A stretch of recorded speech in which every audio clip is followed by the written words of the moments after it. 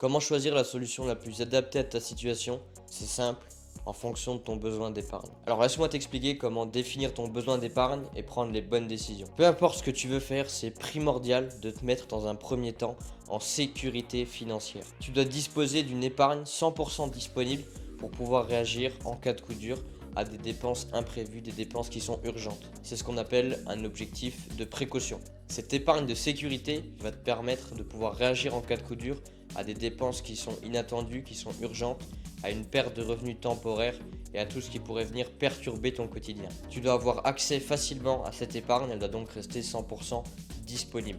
En revanche, si tu as des projets un peu plus moyen long terme, tels que l'acquisition d'un bien immobilier, le financement des études des enfants, la préparation de la retraite ou tout simplement se créer le plus de patrimoine dans le temps, on va aller vers un objectif de constitution de patrimoine. Dans ce cas-là, on va venir bloquer une partie de ton épargne sur la durée pour venir maximiser le rendement. C'est pas de l'argent que tu vas avoir besoin tout de suite, donc on va le faire travailler le plus efficacement en attendant du coup d'arriver à l'horizon de temps pour cet objectif. La définition de ton besoin d'épargne va dépendre tout simplement de ton objectif. Avant de faire quoi que ce soit, tu vas devoir te poser les questions suivantes. Est-ce que ton épargne doit rester disponible ou est-ce qu'elle peut être bloquée sur la durée?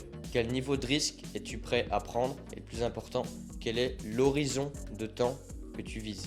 C'est ces trois éléments du coup qui vont venir déterminer tes choix. L'horizon de placement correspond tout simplement à la durée de tes investissements. Il peut être court terme, inférieur à 3 ans, moyen terme, entre 3 et 10 ans, et long terme supérieur à 10 ans. Si ton objectif est la réalisation d'un projet à moyen ou long terme, sache que ton épargne sera bloquée pendant cette période pour maximiser du coup les rendements et la performance de ton épargne. Par exemple, un monsieur qui souhaite faire fructifier au maximum l'argent qu'il met de côté pour ses enfants.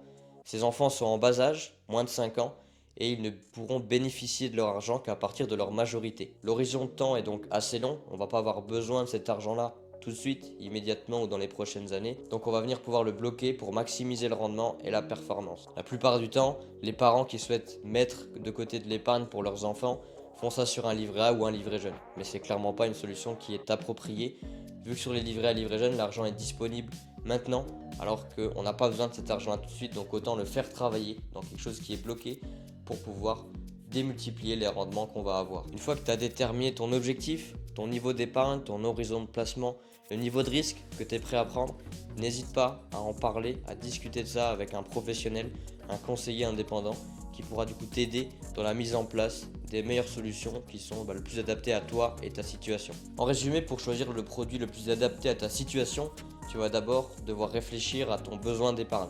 Est-ce que c'est pour une épargne de précaution ou un objectif de construction de capital? Tu vas aussi devoir réfléchir à l'horizon de temps et au niveau de risque que tu es prêt à prendre et à supporter. N'hésite pas à solliciter l'aide d'un conseiller, d'un professionnel qui va pouvoir du coup t'aider et te guider.